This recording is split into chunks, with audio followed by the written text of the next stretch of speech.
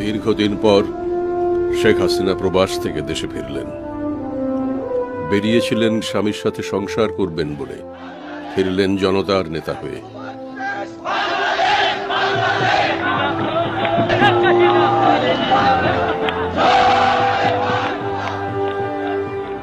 এই সেই জনপদ যেখানে একদিন মানুষ সমস্ত বিভেদ ভুলে স্বাধীনতার যুদ্ধে ঝাঁপিয়ে পড়েছিল।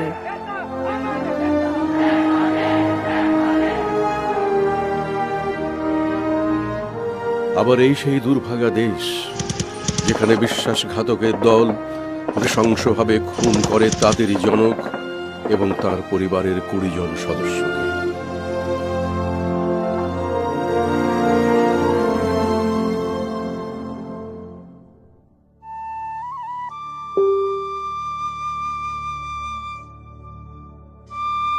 একটি দেশ, একটি পরিবার। বাইগার নদীর তীর ঘেঁষে কাশবন, ধান, পাট, আখ ক্ষেত, খেজুর, তাল, নারকেল গাছের সারি, তাতে বাবুই চড়ুই পাখিদের কলকাকলি, ক্লান্ত ঘুঘুর ডাক। সেখানে ছায়ায় ঘেরা, মায়ায় ভরা, শান্ত নিরিবিলি ছোট্ট একটি গ্রাম, টুঙ্গিপাড়া। এখানে 200 বছরের পুরনো একটি সাধারণ পরিবার একটি জাতির পুনর্জন্মের সাথে কিভাবে জড়িত হয়ে গেল সে এক বিস্ময়কর কাহিনী। এই পলিমাটির গ্রাম থেকে উঠে এসে বাংলাদেশের স্থপতি বঙ্গবন্ধু শেখ মুজিবুর রহমান একদিন ডাক দিয়েছিলেন স্বাধীনতার। এবারে সংগ্রাম আমাদের মুক্তির সংগ্রাম, এবারে সংগ্রাম স্বাধীনতার সংগ্রাম। জয় বাংলা। এবং পরবর্তীকালে তাঁরই প্রথম কন্যা শেখ হাসিনার উপর দায়িত্ব বর্তায় সেই অর্জিত স্বাধীনতা রক্ষার।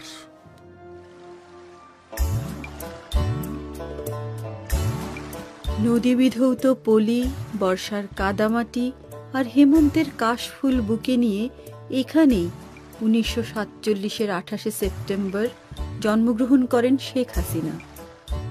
শৈশবে দাদার আদরে, দাদির স্নেহে, প্রকৃতির কোলে বেড়ে ওঠেন বঙ্গবন্ধুর আদরের হাসু।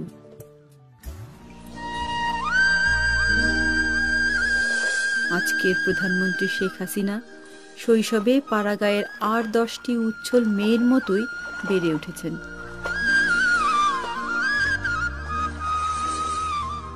একটু বড় হলে 1956 সালে পিতা শেখ মুজিব তার পরিবারকে ঢাকায় নিয়ে আসেন। তিনি শেখ হাসিনাকে নারিন্দা নারী শিক্ষা মন্দিরে 3য় শ্রেণীতে ভর্তি করিয়ে দেন। দাদা ঠিক করলেন, কারণ অনেকদিন আব্বার কোনো খবর পাচ্ছিলেন না, তুমি ঠিক করলেন ঢাকা আসবেন। তা আমাদের তো নৌকা ছিল, নৌকাই বেশি যাতায়াত। তো দাদা যে নৌকাটা একটা নতুন বড় নৌকা বানালেন, আমি আর কামাল আমাদের দুজনকে দাঁড় করালেন যাতে নৌকার মধ্যে আমরা হাঁটতে চলতে পারি। 3 দাঁড়ের নৌকা, এবং ওই নৌকায় করেই কিন্তু আমাদেরকে নিয়ে ঢাকায় আসলেন। তবে 56 সালে আব্বা যখন মন্ত্রী হলেন তখন ওই নারী শিক্ষা মন্দিরে ক্লাস 3-তে আমাকে ভর্তি করে দেওয়া হলো। শেখ হাসিনা কৈশোরেই যেমন দেখেছেন পাকিস্তানি স্বৈরশাসক কর্তৃক বাবার উপর নির্যাতন, তাকে জেলে বন্দি করা, তেমনি দেখেছেন ছোট ছোট ভাই বোনদের নিয়ে তার মায়ের বেঁচে থাকার সংগ্রাম। আমাদের জীবনটা এরকম ছিল যে যখন স্কুলে পড়ি তখন স্কুল থেকেও জেল গেটে যেতে হতো আব্বাকে দেখতে। আবার যখন কলেজে পড়ি বক্সিবাজার থেকে তো রিক্সায় করে সোজা জেল গেটে আব্বার সঙ্গে যে ইন্টারভিউ থাকতো ওখান থেকেই যেতাম। 6 দফা যখন দিলেন তারপরে তো আমি কলেজ ভিপি হলাম। তো ওখান থেকে পাশ করে ইন্টারমিডিয়েট পাশ করে আমি ইউনিভার্সিটিতে ভর্তি হলাম, এবং ইউনিভার্সিটিতে তখন তো পুরোদমে ছাত্র রাজনীতির সাথে জড়িত। মানে বন্দী হবার একটা যে অভিজ্ঞতা সেটা আমার কলেজ জীবন থেকেই। শেখ হাসিনা আরও দেখেছেন গণজোয়ারের ভেতর থেকে বাবাকে বঙ্গ জনপদের বন্ধু হয়ে ওঠা। এভাবেই মানুষের সংগ্রামে বাবা মায়ের নেতৃত্বকে খুব কাছে থেকে দেখে স্বাধীনতার জন্য লড়াইয়ের ইচ্ছা তার মনেও জাগতে থাকে। মামলা যখন চলছে আপনি জানেন যে, আর সেই সময় কিন্তু এদিকে আন্দোলনও খুব তুঙ্গে। ছাত্র সংগ্রাম পরিষদ বা হওয়ার আগের থেকে কিন্তু আমরা আন্দোলনে খুব সক্রিয় ছিলাম। এরপরে ছাত্র সংগ্রাম পরিষদ হলো 6 দফা 11 দফা। তো ওই সময় আব্বার সঙ্গে কারাগারে আমরা যে দেখা করতে যেতাম, জেলখানা মানে মামলা শুরু হওয়ার পর ওই ক্যান্টনমেন্টেই ওনাকে একটা সমস্ত আসামিদের একটা অফিসার্স মেসে রাখা হয়েছিল। সেখানে টিনের একটা ব্যারাক আর এপাশে একটা ছোট বিল্ডিং, সেখানে ওনাকে একদম একা রাখা হতো। তো এই প্রথম ওখানে যে ওনার সঙ্গে সাক্ষাৎ করার সুযোগ পাই। ছোট্ট একটা কামরা, চারিদিকে মানে দরজার কাচের মধ্যে লাল রং লাগানো, ওই অবস্থা একটা ওনাকে রাখা হতো ওখানে। তো আমি যখন ওখানে যেতাম তো স্বাভাবিকভাবে কিছু বাইরের যে অবস্থাটা এ ব্যাপারে ওনার সঙ্গে মা সবসময় জানাতেন, আমরা বলতাম। তো কখন কি করতে হবে, অনেক সময় উনি কী স্লোগান দিতে হবে, কী করতে হবে, সেই নির্দেশনাগুলো কিন্তু দিতেন। আমি একটা ছোট খাতার মধ্যে সব লিখে নিয়ে আসতাম এবং সেগুলি এসে আমাদের যে সংগ্রাম পরিষদের মিটিং হতো, বেশিরভাগই আমরা এখন যে জহুরুল হক হল, ওটা তখন ছিল ইকবাল হল। ইকবাল হল একটা পুকুর পাড়, সেখানে ছোট্ট একটা গাছ ছিল, একটা কৃষ্ণচূড়া গাছ ছিল। ওই গাছের নিচে বসে বসে অনেক সময় মিটিং করেছি এবং তখন কী কী নির্দেশনা সেগুলি জানাতাম। তাছাড়া মা ছাত্রলীগের সঙ্গে সবসময় একটা যোগাযোগ, তারা আসতো, গোপনে দেখা করে যেত, তখন জরুরি নির্দেশনাগুলি দিয়ে দিতেন। 66 সালে 6 দফা আন্দোলনের সময় পাকিস্তানি শাসকেরা আগরতলা ষড়যন্ত্র মামলা দায়ের করে। সে বছরই তিনি ঢাকা বিশ্ববিদ্যালয়ে ভর্তি হন এবং পরের বছর 17 নভেম্বর পরমাণু বিজ্ঞানী এম.এ. ওয়াজেদ মিয়ার সঙ্গে বিবাহ বন্ধনে আবদ্ধ হন। শেখ মুজিব তখনও জেলে। বঙ্গবন্ধু সহ আরও 34 জন অভিযুক্ত তখন বন্দি জীবন যাপন করছেন। দেশে আগরতলা ষড়যন্ত্র মামলার বিরুদ্ধে গণ আন্দোলন আইয়ুব শাহের বিরুদ্ধে গণ অভ্যুত্থানে পরিণত হয়। আইয়ুব রাওয়ালপিন্ডিতে গোলটেবিল বৈঠক ডাকেন। বঙ্গবন্ধুকে প্যারোলে মুক্তি দিয়ে সেই বৈঠকে যোগ দেওয়ার আমন্ত্রণ জানানো হয়। বঙ্গবন্ধুকে প্যারোলে রাওয়ালপিন্ডিতে না যাওয়ার জন্য মায়ের গোপন নির্দেশনা জেলে পৌঁছে দেন শেখ হাসিনা। আগরতলা মামলা তুলে নিতে বাধ্য হন আইয়ুব সরকার। এভাবেই স্বায়ত্তশাসনের আন্দোলনে নিজের অজান্তে তরুণী শেখ হাসিনা জড়িয়ে পড়েন। ये रेडियो पाकिस्तान है। इस वक्त मगरबी पाकिस्तान में दिन के 2 और मशरकी पाकिस्तान में 3 बजे है। चंद लम्हे बाद सदर पाकिस्तान फील्ड मार्शल मोहम्मद अयूब खान कौम से खिताब फरमाएंगे। बिस्मिल्लाहिर्रहमानिर्रहीम। मेरे अजीज हमवतनों, अस्सलाम वालेकुम।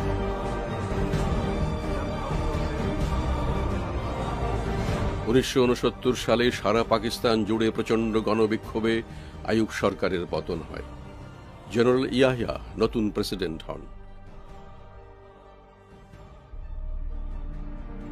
সে বছর এপ্রিলে স্বামী ওয়াজেদ মিয়ার নতুন কর্মস্থল ইটালিতে স্থানান্তরিত হয়। শেখ হাসিনাকে সংসার গড়ার স্বপ্ন নিয়ে দেশ ছাড়তে হয়। 69 অক্টোবরে আসন্ন নির্বাচনকে ঘিরে বাংলাদেশের ভবিষ্যৎ নির্ধারণে আন্তর্জাতিক সমর্থন আদায়ের জন্য বঙ্গবন্ধু লন্ডনে যান। শেখ হাসিনাও তখন বাবার সাথে লন্ডনে পুরোটা সময় কাটান। ইটালি থেকে আমি লন্ডনে আসি, কারণ বঙ্গবন্ধু তখন লন্ডনে যান। অক্টোবর মাসের 23 তারিখে তিনি লন্ডনে পৌঁছান, এটা 69 সালে। এবং আমরা ইটালিতে 6 মাস অজয় সাহেবের কাজ শেষ, উনি ডাইরেক্ট বাড়িতে তখন আবার 1 বছরের জন্য নতুন অ্যাসাইনমেন্ট পেয়েছেন, তো উনি চলে আসলেন। আমরা ঠিক 22 অক্টোবর আমরা লন্ডন পৌঁছালাম, আবার 23 তারিখে পৌঁছালেন। এবং ওখানেও তিনি ক্যাম্পেইন করছিলেন আমাদের প্রবাসী বাঙালি, কারণ আগরতলা ষড়যন্ত্র মামলার বিরুদ্ধে যে আন্দোলন, সেই আন্দোলনে প্রবাসী বাঙালিদের বিরাট ভূমিকা ছিল, তারা অনেক সহযোগিতা করে, স্যার টমাস উইলিয়ামসকে পাঠান। তো উনি বার্মিংহাম, ম্যানচেস্টার, লুটন বিভিন্ন জায়গায় সফর করেন, ওখানে ঘুরে বেড়ান। আর সেই সাথে তো ওখানে বসে মোটামুটি একটা পরিকল্পনা যে নির্বাচন হবে, যদি সরকার গঠন করতে না দেয় তাহলে যুদ্ধ হবে, এবং যুদ্ধে আমাদের বিজয় অর্জন করতে হবে। কাজে যুদ্ধের প্রস্তুতি নেওয়ার জন্য ট্রেনিংয়ের দরকার এবং কি কি প্রয়োজন, এইসব বিষয়, যদি শরণার্থী যায় তাদের কোথায় আশ্রয় হবে, তাদের আশ্রয়ের ব্যাপারে, এই বিষয়গুলি কিন্তু লন্ডনে বসে সব উনি পরিকল্পনা করে আসেন। ঠিক উনি লন্ডন থাকা অবস্থায় আপনার আদমজিতে তখন বাঙালি বিহারী রাইট শুরু হলো এবং আদমজিতে রাইট, সেই সাথে আরও কয়েক জায়গায়। এই খবরটা পেয়েই উনি ঢাকায় ফিরে আসলেন। 70-এর শেষের দিকে মায়ের কাছে থাকবেন বলে শেখ হাসিনা ঢাকায় ফিরে আসেন। তারপর আসে উত্তাল ৭১।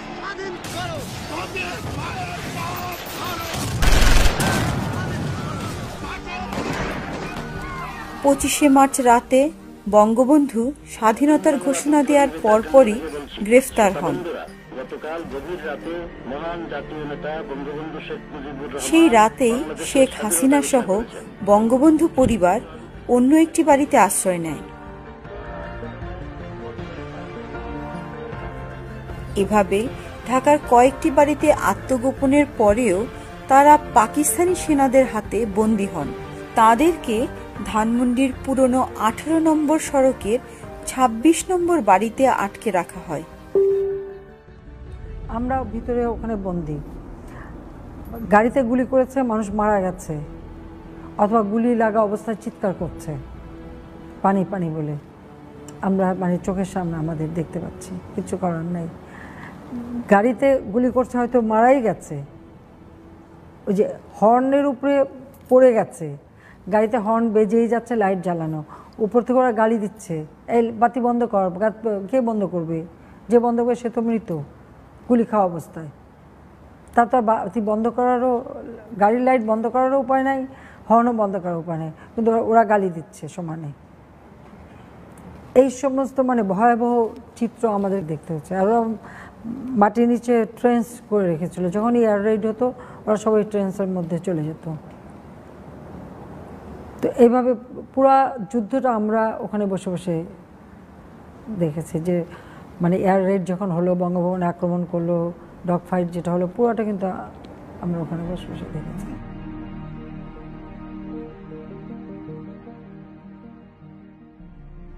মুক্তিযুদ্ধের এই সময়টাতে 27শে জুলাই শেখ হাসিনার প্রথম সন্তান সজীব ওয়াজেদ জয়ের জন্ম হয়। বঙ্গবন্ধু গ্রেফতার হবার আগেই তার নাতির জয় নামটি পছন্দ করে রেখেছিলেন। এই জয় যেন 7 কোটি মানুষের মুক্তির জয়, স্বপ্নের স্বাধীনতার জয়।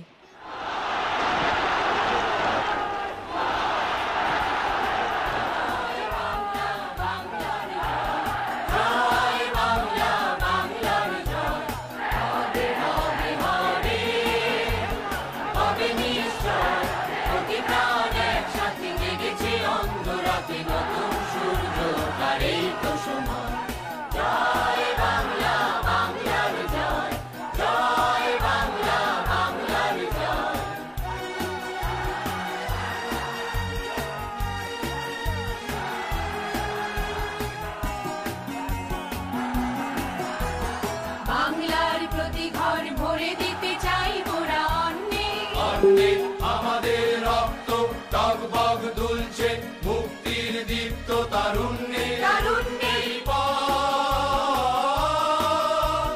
হয় হোক রক্তের প্রচ্ছদ পথ, হয় হোক রক্তের প্রচ্ছদ পথ, তবু করি না 16ই ডিসেম্বর 1971।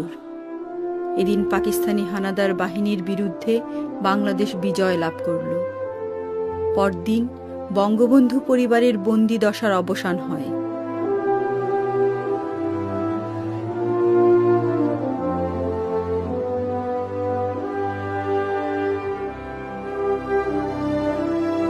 তারপর 10ই জানুয়ারি বঙ্গবন্ধু চোখে অশ্রু, মুখে হাসি, বুকে অব্যক্ত বেদনা নিয়ে স্বাধীন দেশের মাটিতে ফিরে এলেন। জাতি ফিরে পেল তার বিজয়ী নেতা, আর শেখ হাসিনা ফিরে পেলেন তার বাবাকে। 8 তারিখে উনি যখন রিলিজ হলেন, তখন তো বিবিসি নিউজে প্রথম জানা গেল যে উনি ছাড়া পেয়েছেন এবং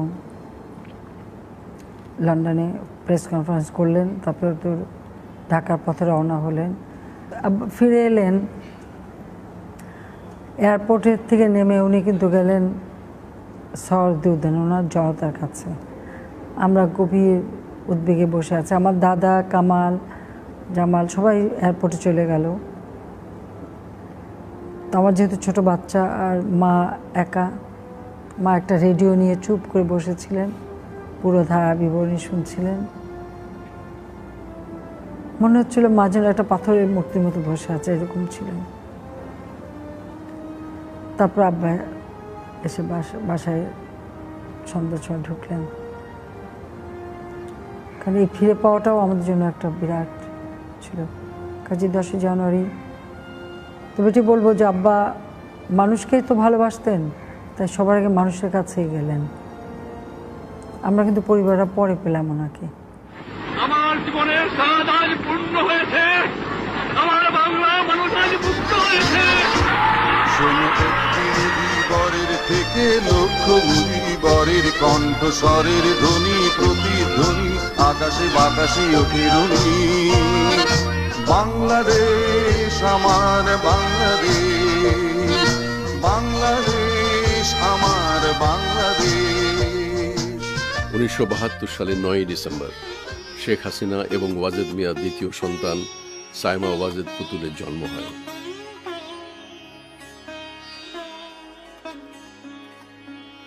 শেখ হাসিনার চোখের সামনে পাল্টে যেতে থাকে সমাজ, দেশ এবং সর্বোপরি রাজনীতি।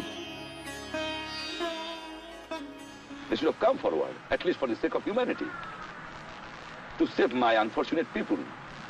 Unarmed civilians were killed by the barbarous army of Pakistan. We expected, as a democratic nation, that United States administration should have been protested, at least to say that don't do this, at least for the sake of humanity. I am sorry. They have not done it. পিতার স্বাধীনতা আন্দোলনের অনেক পুরনো সহকর্মীকে খুব কাছে থেকে বদলে যেতে দেখেন, লক্ষ্য করেন স্বাধীনতা রক্ষায় বঙ্গবন্ধুর নিঃসঙ্গ অথচ কঠোর অভিযাত্রা। শেখ হাসিনা তখন তাঁর পিতার পাশে দৃঢ়ভাবে দাঁড়িয়েছিলেন, অজান্তেই বাবার কাছ থেকে পাঠ নিচ্ছিলেন নির্ভীক অটল বিশ্বাসে কঠিন দুঃসময়ে হাল ধরবার।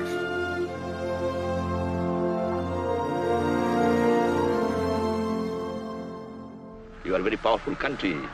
I know that. But power comes from the people, you remember it. You have a sufficient force in Vietnam. What you have done? You have fought. You have fought. You have failed to conquer it. Because big people are against it. Look who can produce the best mechanized army in the world. American government. But you have sent everything to the Vietnam. Have you? Is it possible for you to conquer it? No. আমাদের জীবনটা এমন যে রাজনীতি আর আমাদের জীবন আলাদাভাবে দেখার কিছু ছিল না। কাজে অনেক সময় অনেকে জিজ্ঞেস করে আপনি কবে রাজনীতিতে ঢুকলে, আমরা সেটা তো জানি না, বোধহয় জন্মলগ্ন থেকেই। সত্যি এটা হলো বাস্তবতা। তো এটাকে কখনো আলাদাভাবে আমরা দেখতে পারি। আমাদের চিন্তা চেতনা সব সময় এই দেশকে ঘিরে, মানুষকে ঘিরে, যেটা আব্বার কাছ থেকে শেখা। আমাদের আলোচনা ভোরবেলা যখন আমরা আব্বার রুমে বসে আমরা চা খেতে যেতাম সবাই, তখন ওই পত্রিকা নিয়ে যখন বসা হতো তখন ওই আমরা কে কোনটা পড়ি আব্বা আবার এটা খুব দেখতেন। কাজে ওই ঘুরে ফিরে সেই রাজনৈতিক আলোচনাটাই আসতো। এরই মধ্যে 1975 সালের 30 জুলাই জয়, পুতুল ও বোন রেহানাকে সঙ্গে নিয়ে শেখ হাসিনা ওয়াজেদ মিয়ার কর্মস্থল জার্মানির ফ্রাঙ্কফুর্টে যান। কিন্তু 2 সপ্তাহ যেতে না যেতেই আসে সেই ভয়াল 15ই আগস্ট। শেখ হাসিনা তখন ব্রাসেলসে। সেদিন সকালে জার্মানির বাংলাদেশ দূতাবাস থেকে আসে একটি ফোন কল। শেখ হাসিনার মাথায় আকাশ ভেঙে পড়ে।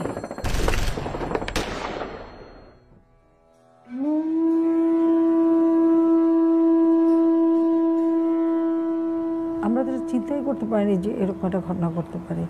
আমি 30 তারিখে গেলাম, জানুয়ারিতে পৌঁছলাম 31 তারিখে। আমরা তখন ইউরোপ ট্যুর করছিলাম। আমরা ওদিন নেদারল্যান্ড গেলাম, আমরা ফিরে এলাম বেলজিয়ামে। সানুল হক সাহেব তখন অ্যাম্বাসেডার। ওনার বাসায় ছিলাম, সকালবেলা ফোন আসলো। হুমায়ুন রশিদ সাহেব তখন অ্যাম্বাসেডার জার্মানিতে, উনি খবর দিলেন। খবরটা শোনার সাথে সাথে আমি বললাম যে বাংলাদেশে কু হয়েছে, তাহলে তো আমার কেউ বেঁচে নাই, আমার আব্বা নেই। তখন কিন্তু আমরা কিচ্ছু জানি না, আর ওদের ভাষায় কথা হচ্ছে, টেলিভিশনের ছবি, কিন্তু আমরা তো ভাষা বুঝতে পারছি না। হুমায়ুন রশিদ সাহেব ওনার সেক্রেটারিকে পাঠালেন। সানাউল হক সাহেব পলিটিক্যাল অ্যাপয়েন্টি ছিলেন, কিন্তু উনি তখন যত তাড়াতাড়ি আমাদের বিদায় দিতে পারেন, এমনকি উনি গাড়িটাও দিলেন না আমাদের বর্ডার পর্যন্ত পৌঁছে দিতে, বলে দিলেন গাড়ি নষ্ট। যাক, ওখানে একজন অফিসার ছিলেন, তার ওয়াইফ আমার বান্ধবী ছিল, আমরা স্কুলে একসাথে পড়েছি। ওদের গাড়িতে আমাদের বর্ডার পর্যন্ত পৌঁছে দিল। হুমায়ুন রশিদ সাহেবের পাশে আমাদেরকে শেল্টার দিলেন। হুমায়ুন রশিদ সাহেবই প্রথম আমাকে আলাদাভাবে ডেকে নিয়ে জানালেন এই ঘটনা। রেহানাকে বলতে পারিনি, কিন্তু এটা তো ঠিক যে বুঝতে তো পারতো যে নিশ্চয়ই কেউ নেই। আমাদের কাছে একটু খবর ছিল মা আসল আছে বেঁচে। আমরা খোঁজ নিতে চেষ্টা করলাম, অ্যামনেস্টি ইন্টারন্যাশনাল, রেড ক্রস, সকল জায়গায় আমরা যোগাযোগ করার চেষ্টা করলাম। আমরা নানা ধরনের খবর পেতাম। এরপর ইন্দিরা গান্ধী এবং মার্শাল টিটো আমাদের মেসেজ পাঠালেন। তো যুগোস্লাভিয়া যেহেতু আমাদের কোনো লাভ নেই অত দূরে, তো মিসেস গান্ধী ব্যবস্থা করলেন, হুমায়ুন রশিদ সাহেব সব আয়োজন করে দিলেন। আমরা দিল্লিতে চলে এলাম। আমরা যখন প্লেনে আসি, পেপারে তখন পুরো ঘটনাগুলি লেখা। তারপর ইন্দিরা গান্ধীর সঙ্গে দেখা হলো, উনি আমাদের ডাকলেন এবং ওখানে উনি বললেন যে কেউ নেই।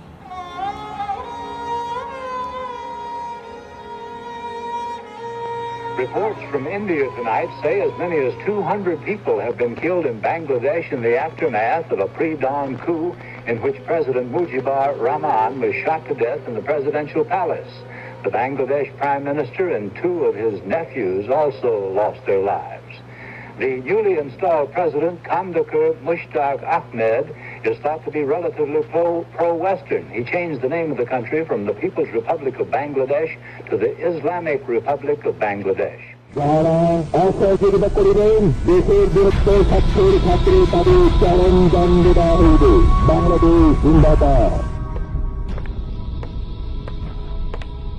পনেরোই আগস্টের পর রাতারাতি পাল্টে যেতে থাকে 7 কোটি মানুষের সোনার বাংলা।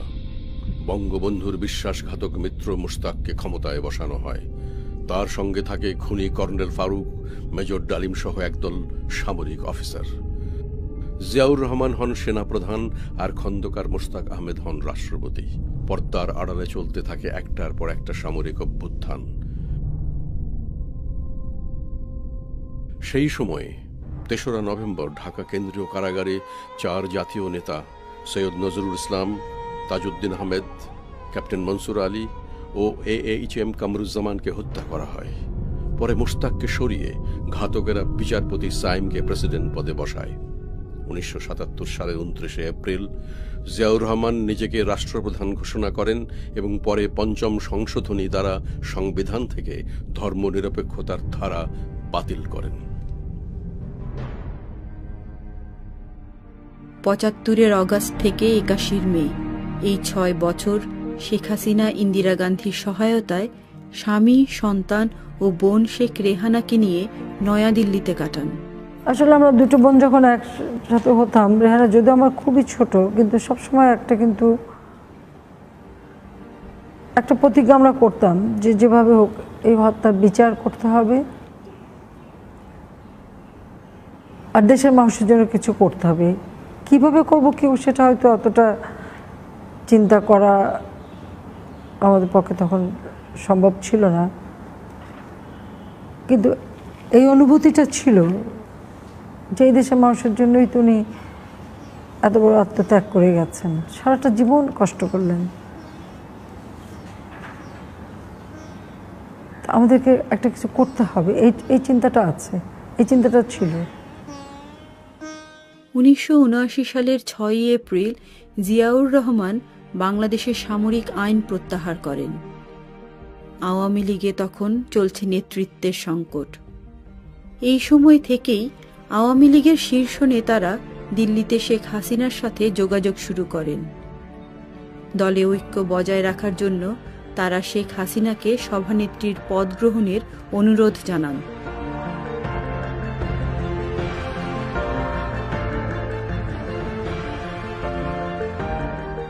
একাশি সনে আমাদের সম্মেলন, সেই সম্মেলনের মধ্যে আমাদের দ্বিধা বিভক্তির একটা সম্ভাবনা দেখা দিয়েছিল। আমরা নেতা নির্বাচনে একমত হতে পারছিলাম না। প্রয়াত জনাব আব্দুর রাজ্জাক এবং আমি, আমাদের দুজনের মধ্যে ভুল বুঝাবুঝি ছিল এবং দুভাগে বিভক্তের মতো ছিল। তখন আমরাই সম্মিলিতভাবে কে দলের প্রধান হবেন, আমরা ঐতিহাসিক সিদ্ধান্ত গ্রহণ করেছিলাম যে বঙ্গবন্ধুর কন্যার হাতে যদি আমরা আওয়ামী লীগের পতাকা তুলে দেই তাহলে তিনি হবেন ঐক্যের প্রতীক এবং তিনি এই দলটাকে ঐক্যবদ্ধভাবে পরিচালনা করতে পারবেন। শেখ হাসিনা এতদিন বিদেশে বসে দেশের রাজনৈতিক অবস্থা পর্যবেক্ষণ করেছেন। দলের নেতৃত্ব গ্রহণের ইচ্ছা তাঁর ছিল না, কিন্তু আওয়ামী লীগের প্রবীণ নেতাদের অনুরোধে তিনি শেষ পর্যন্ত রাজি হন।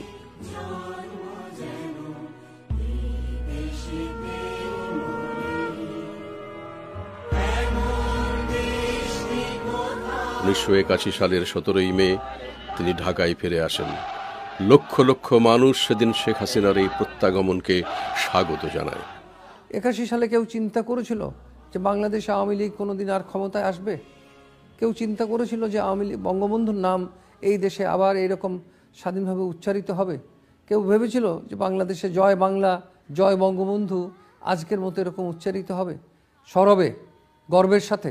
এই সবগুলোই 81 সন থেকে সেই যে ফিরে এলেন জননেত্রী শেখ হাসিনা, তারপর থেকে যে কি অক্লান্ত পরিশ্রম করে, কষ্ট করে, নির্যাতন সহ্য করে, ঠিক পিতার মতোই, পিতাও যেমন কষ্ট করেছেন, যেমন যেভাবে সকলের দ্বারা নিষ্পেষিত হয়েছেন, নির্যাতিত হয়েছেন, জননেত্রী শেখ হাসিনা তিনিও কিন্তু সেই রকমই প্রতিকূল অবস্থায় ছিলেন। সেই প্রতিকূল অবস্থায় শুধু এর মধ্যে নয়, শত্রুর কাছ থেকে নয়, অর্থাৎ সরকারের কাছ থেকে নয়, আশেপাশে শত্রু, নিজেদের মধ্যে বিভেদ, সব কিছুকে তিনি একত্র করে ভুলিয়ে দিয়ে আবার দলকে সুগঠিত করে সাধারণ মানুষের মধ্যে আওয়ামী লীগ এবং বঙ্গবন্ধুর যে চেতনা, মুক্তিযুদ্ধের যে চেতনাগুলো, সেই মূল্যবোধগুলোকে তিনি ফিরিয়ে নিয়ে এসেছেন। অর্ধযুগ পর বঙ্গবন্ধু কন্যা এমন এক বাংলাদেশে ফিরলেন যেখানে রেখে যাওয়া পরিবারের কেউ আর বেঁচে নেই। নেই স্বপ্নের গণতন্ত্র, ছুঁড়ে ফেলা হয়েছে ধর্মনিরপেক্ষতা ও সমাজতন্ত্র। দানবের বিষাক্ত পদচারণায় যখন বাংলাদেশ আতঙ্কিত, তখন বঙ্গবন্ধুর আওয়ামী লীগের নৌকার বৈঠা হাতে তুলে নিলেন শেখ হাসিনা। বাংলার মানুষ আবার আশায় মুখ বাঁধল। শেখ হাসিনাই একদিন 30 লক্ষ শহীদের আকাঙ্ক্ষা বাংলার মাটিতে বাস্তবায়ন করবেন।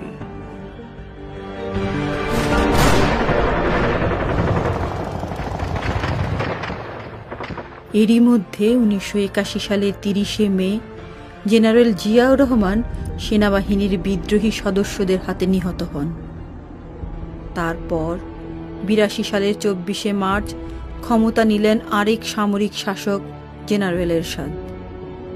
ক্ষমতায় আসার সাথে সাথে আগের মতোই সারা দেশে রাজনৈতিক কার্যকলাপ, মিছিল, মিটিং সব নিষিদ্ধ হলো। কিন্তু সামরিক শাসকের সব বিধিনিষেধ উপেক্ষা করে সে বছর শেখ হাসিনার নেতৃত্বে বাংলাদেশ আওয়ামী লীগ জাতীয় স্মৃতিসৌধ প্রাঙ্গণে 26শে মার্চ স্বাধীনতা দিবস পালন করে। শেখ হাসিনা সেদিনের সভায় প্রথম স্লোগান তোলেন, এ সামরিক শাসন মানি না, মানব না।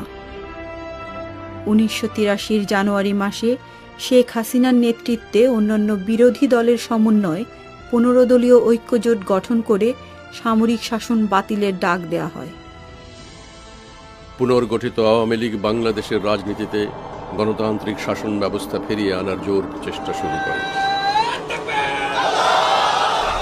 কিন্তু এর মধ্যেই 71-এর যুদ্ধাপরাধীরা বিএনপির সঙ্গে জোট বেঁধে মুক্তিযুদ্ধের গণচেতনায় আঘাত হানতে শুরু করেছে। শেখ হাসিনার দেশে প্রত্যাবর্তন এবং আওয়ামী লীগের পুনর্জাগরণ যুদ্ধাপরাধীদের মনে ভয় ধরিয়ে দেয়।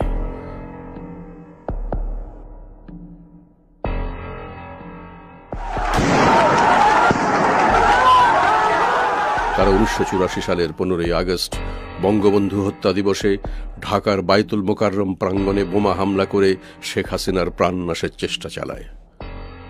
সে বছরই 18ই সেপ্টেম্বর সুপ্রিম কোর্ট আইনজীবীদের সমাবেশে শেখ হাসিনা 75 পরবর্তী সকল সরকারকে অবৈধ ঘোষণা করেন।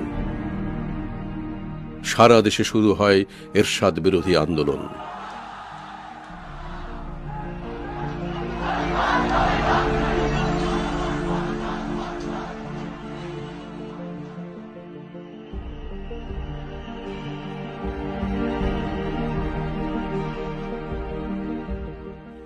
'86 সালের 7ই মে বাংলাদেশের তৃতীয় সংসদ নির্বাচন হয়।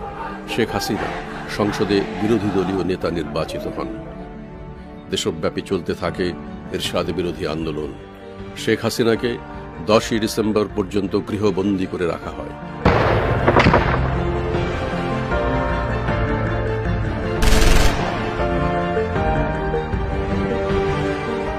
ব্যাপক গণ আন্দোলনের মুখে 1990 সালের 27 নভেম্বর সারা দেশে জরুরি অবস্থা ঘোষণা করা হয়।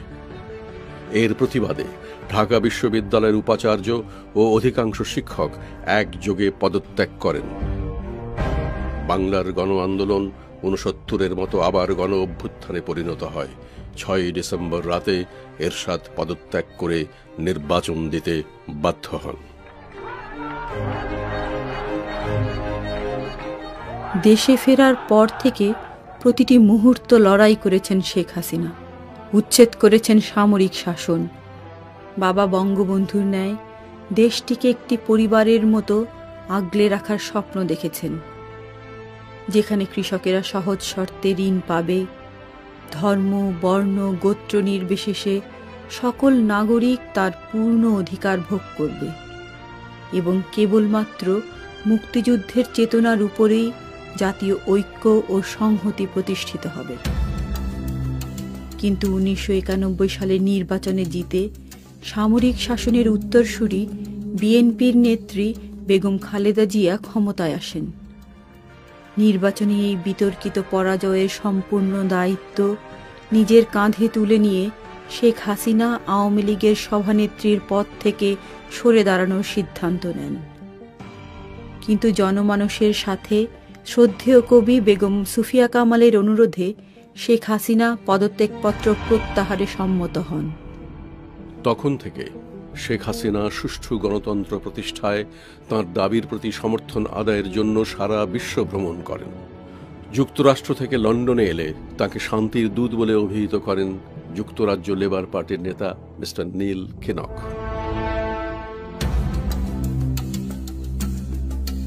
এদিকে ক্ষমতায় বসার সাথে সাথে বিএনপি সরকার যুদ্ধাপরাধী জামাতের অন্যান্য নেতাকে সাথে নিয়ে বাঙালির অসাম্প্রদায়িক জাতীয়তাবোধের চেতনাকে বিকৃত করার অভিযান চালাতে থাকে। তারা দেশদ্রোহী রাজাকারদের রাজনীতিতে পুনর্বাসনের সুযোগ করে দেয়। তখন দেশের প্রগতিশীল মানুষ যুদ্ধাপরাধীদের ক্ষমতায় আসার চক্রান্তের বিরুদ্ধে আন্দোলন গড়ে তোলে। গঠিত হয় ঘাতক দালাল নির্মূল কমিটির গণ আদালত। বিএনপি সরকার গণ আদালতের 24 জন বুদ্ধিজীবীর বিরুদ্ধে রাষ্ট্রদ্রোহিতার মামলা করে। গণ আদালতের রায় বানচাল করার জন্য যুদ্ধাপরাধীরা ইসলাম ধর্ম অবমাননার নামে সারা দেশে সাম্প্রদায়িক দাঙ্গা শুরু করে। শেখ হাসিনা এর প্রতিবাদ করায় তাকে 1 মাসের জন্য আটক করা হয়।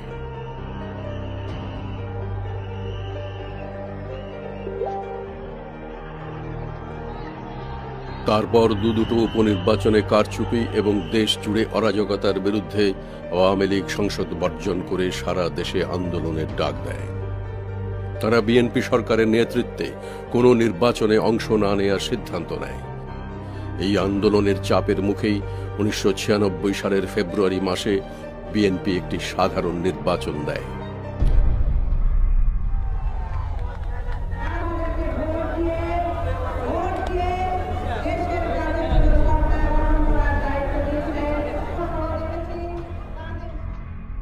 আওয়ামী লীগ সহ বিভিন্ন রাজনৈতিক দল সেই নির্বাচন বর্জন করে। নির্বাচনে বিএনপি নিজেকে জয়ী ঘোষণা করলেও দেশবাসী এমনকি সরকারি কর্মচারীরাও তা মেনে নিতে অস্বীকার করে। Because of their terrorist activities, their corruption, their nepotism, we didn't participate in the election because we were not ready to take part any election under a corrupt government, under a terrorist government.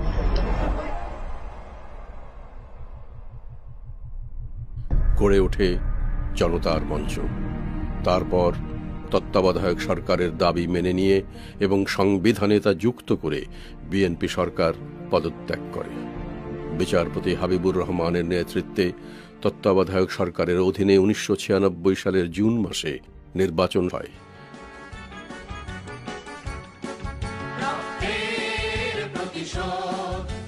সেই নির্বাচনে জয়ী হয়ে দেশে ফেরার 15 বছর পর প্রথমবারের মতো শেখ হাসিনার নেতৃত্বে বাংলাদেশ আওয়ামী লীগ জাতীয় ঐকমত্যের সরকার গঠন করে।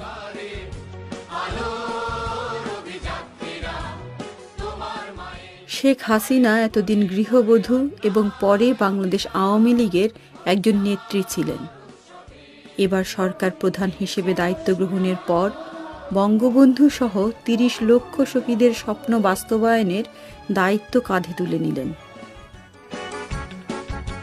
দায়িত্ব নিয়েই তিনি পার্বত্য অঞ্চলে শান্তি প্রতিষ্ঠার অংশ হিসেবে বিদ্রোহীদের সাথে চুক্তিবদ্ধ হন এবং তাদের পূর্ণ নাগরিক অধিকার নিশ্চিত করেন।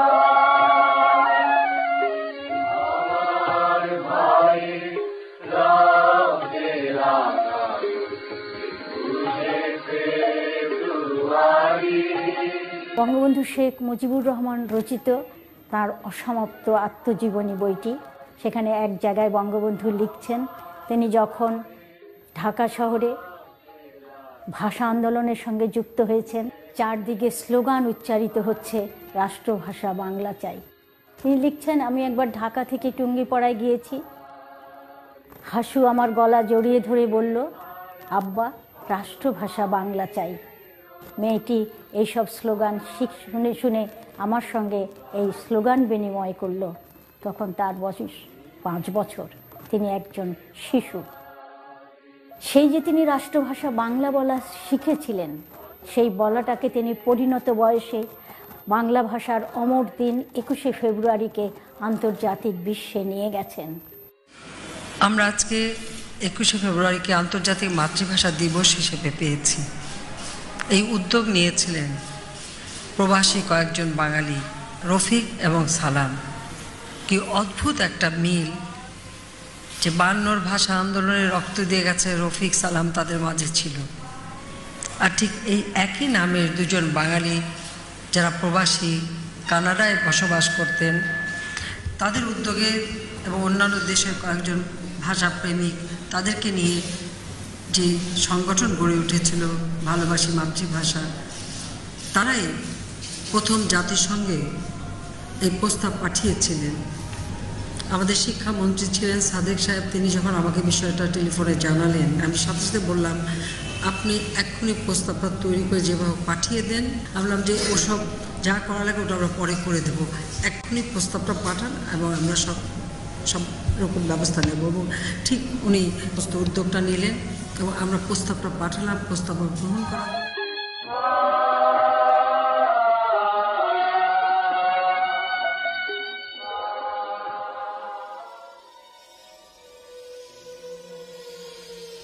কিন্তু তখনও তার চারপাশে পিতার খুনি এবং স্বাধীনতা বিরোধী রাজাকারেরা দেশের পথে প্রান্তরে চক্রান্তের জাল বুনছে।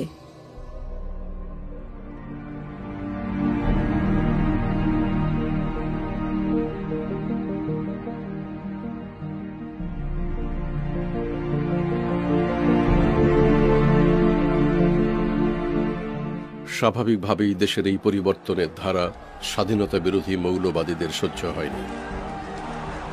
তাই তারা দুঃসাহস নিয়ে আবার মাঠে নামে। শুরু হয় ইসলামী মৌলবাদকে শক্তিশালী করার ষড়যন্ত্র এবং ধর্মনিরপেক্ষতার বিরুদ্ধে আক্রমণ। তারপর একের পর এক প্রতিচির অনুষ্ঠানে রমনার বটমূলের নববর্ষের উৎসবে বোমা হামলা চালাতে থাকে।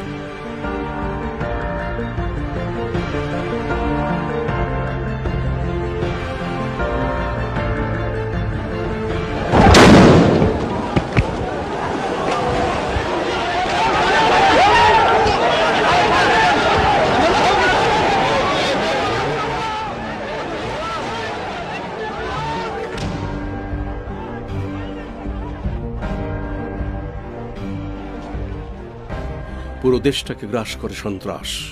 হিন্দু, বৌদ্ধ, খ্রিস্টান ও আদিবাসীদের উপর হামলা চলে অহর্নিশ। তাদের লক্ষ্য মুক্তিযুদ্ধের পক্ষের শক্তিকে কোনোভাবেই ক্ষমতায় ফিরে আসতে না দেয়া।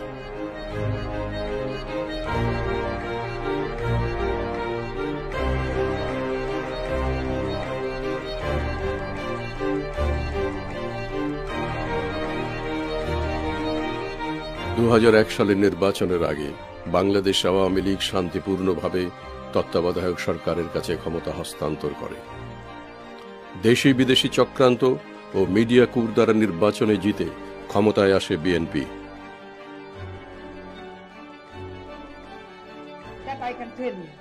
Yes, voters are there. Election, apparently you can say that yes, it is free, but surely it is not fair. গণভবনে ঢুকেই বিএনপি সরকার আবার সন্ত্রাস ও ইসলামী জঙ্গিবাদের পালে বাতাস দেয়। ফলে মানুষ বাংলা ভাই ও শায়খ আব্দুর রহমানের মতো মৌলবাদী জঙ্গিদের কাছে অসহায় হয়ে পড়ে। আওয়ামী লীগের অনেক নেতাকর্মীদের হত্যা করা হয়।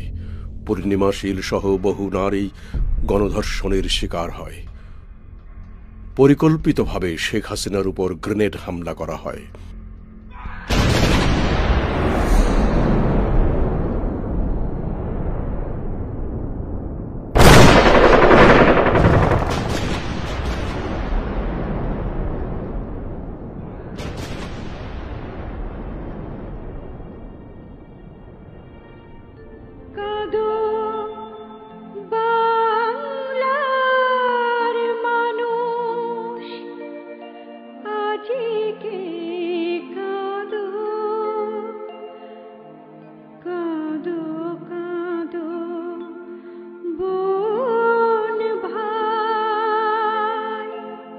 2005 সাল নাগাদ দেশ জুড়ে এমন এক ভয়াবহ অরাজক পরিস্থিতি সৃষ্টি হয় যাতে অবাধ ও নিরপেক্ষ একটি নির্বাচন অনুষ্ঠান অসম্ভব হয়ে পড়ে।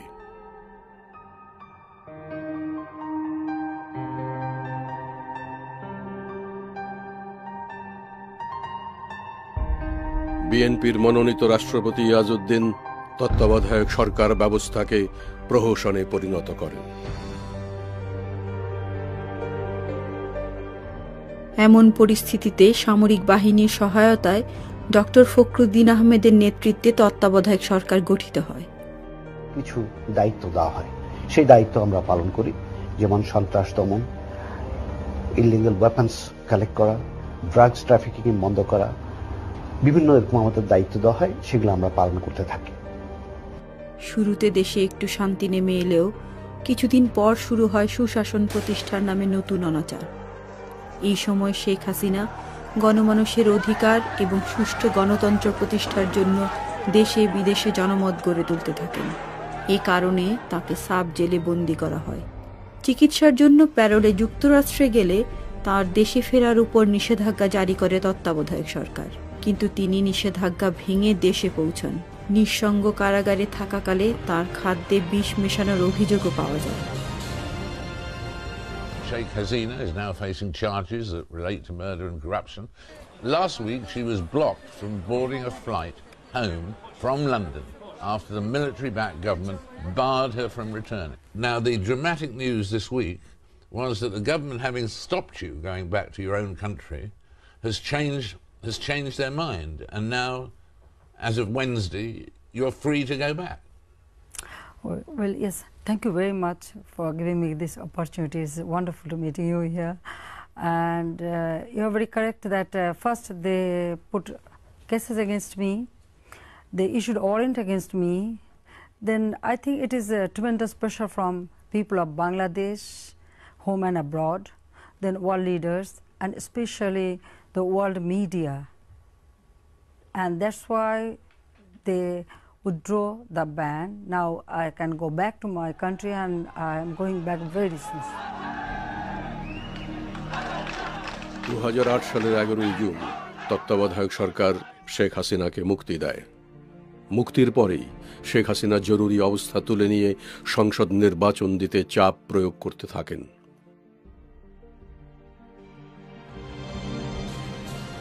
Over in Bangladesh, people may have a chance to elect a parliament after 2 years of waiting. On Saturday, leaders of the Bangladeshi interim government announced that elections will take place on December 18th. In a televised address to the nation, interim government leader Fakhruddin Ahmed said he believed the election will lead to the, quote, restoration of a real democracy. And that's something many residents have been waiting to hear. সেই সাথে বাংলাদেশ আওয়ামী লীগ নির্বাচনী অঙ্গীকার হিসাবে যুদ্ধাপরাধীদের বিচারের জন্য সারা জাতির কাছে প্রতিশ্রুতিবদ্ধ হয়। শেখ হাসিনা ঘোষণা দেন, এই ঘাতক দালালদের বিচার বাংলাদেশের মাটিতেই হবে। তাঁর এই প্রতিশ্রুতির রেশ ধরেই 2008 সালের 29শে ডিসেম্বর নবম জাতীয় সংসদ নির্বাচনে বাংলাদেশ আওয়ামী লীগের নেতৃত্বে 14 দলীয় জোট জয়ী হয় এবং দ্বিতীয়বারের মতো সরকার গঠন করে।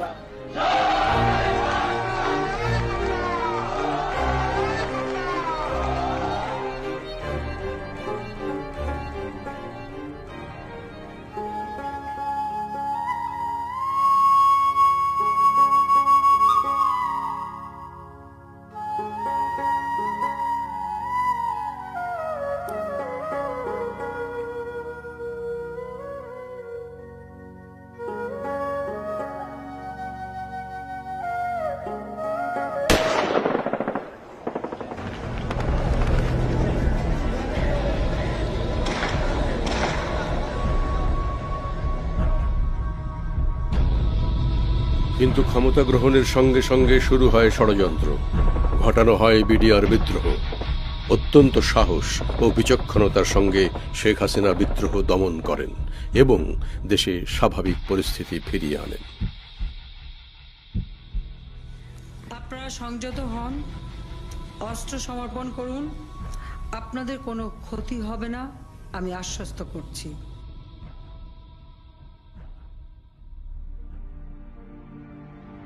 শেখ হাসিনা ক্ষমতায় এসেই 1996 সালে শুরু করা জাতির জনকের হত্যার বিচারের রায় কার্যকর করেন।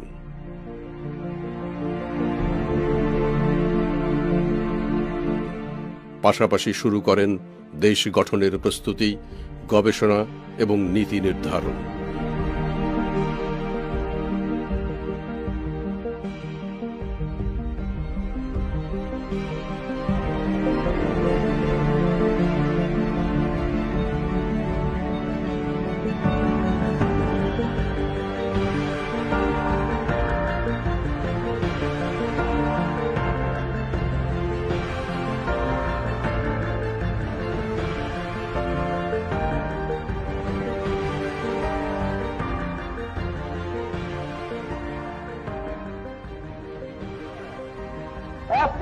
লক্ষ লোককে হত্যা করেছে, 1 কোটি লোক গ্যাস করেছে, 2 কোটি ঘরবাড়ি জ্বালিয়ে দিয়েছে, রাস্তাঘাট সরকার করে ভেঙে দিয়েছে, নৌকা জাহাজ ডুবিয়ে দিয়েছে, বৈদেশিক মুদ্রা চুরি করে নিয়ে গেছে, কারেন্সি নোট জ্বালিয়ে দিয়েছে, গুদামে খাবার নাই, আর তার হুটিয়ে আমার বুদ্ধিজীবীকে ঘর থেকে দিয়ে হত্যা করেছে। তাদের বলে বিচার হবে না, আপোষ করতে শেখ মুজিবুর রহমান জানে না, বাংলার বিলে বিচার হবে।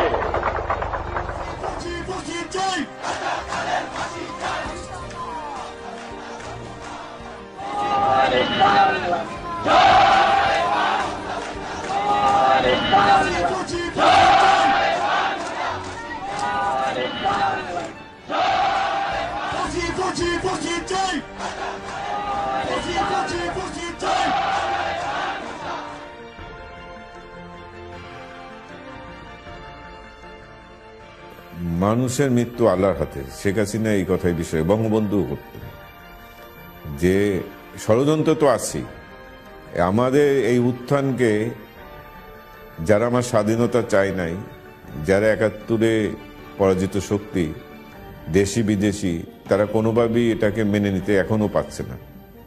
4 দলীয় জোটের নেতা তাদেরকে মিথ্যে মামলা দিয়ে মতিউর রহমান নিজামী, মুজাহিদি, সাইদি, দেলোয়ার হোসেন সাইদি, কামরুজ্জামান, কাদের মোল্লা, এদের সবাইকে তারা মিথ্যে মামলা দিয়ে গ্রেফতার করে রেখে দিয়েছে। যতই চেষ্টা করেন এই বিচার বন্ধ করতে পারেন নাই, ইনশাল্লাহ বন্ধ করতে পারবেন না। এই বিচারের রায় বাংলাদেশের মাটিতে ইনশাল্লাহ কার্যকরী হবেই হবে। তারপর স্বাধীনতার ৩৯ বছর পরে ২৫শে মার্চ ২০১০-এ শুরু হয় ৭১-এর যুদ্ধাপরাধীদের বহু প্রতীক্ষিত বিচার। কিন্তু বঙ্গবন্ধুকে হত্যার পর এই ৩২ বছরে স্বাধীনতার পক্ষের দলগুলোর বিভিন্ন দুর্বলতার সুযোগে মুক্তিযুদ্ধের চেতনা বিরোধী দলগুলো বাংলার জনগণের মনে নানা ধরনের বিভ্রান্তি সৃষ্টি করতে সক্ষম হয়।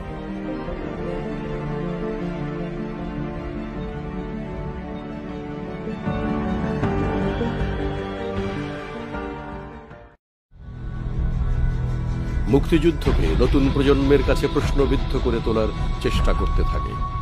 পাশাপাশি তাদের দোসররা দেশীয় ও আন্তর্জাতিক মিডিয়া সহ সারা পৃথিবীতে যুদ্ধাপরাধীদের বাঁচানোর জন্য মিথ্যা প্রচারণা শুরু করে। It is correct to say that from a fair trial prism, there are significant concerns about the trials. Yet, nonetheless, you will not find a trial in Bangladesh that does meet international standards in any court in the country. অন্যতম মানবতাবিরোধী অপরাধ করেছিল যারা, তাদের বিচার হচ্ছে। এই যে অপরাধগুলো করেছিল সেটা যেমন ইতিহাসের অংশ, এবং যারা এই হত্যাকাণ্ড এবং জঘন্যতম অপরাধের সাথে জড়িত তাদের বিচারটিও এই দেশের ইতিহাসে একটি অংশ হয়ে থাকে।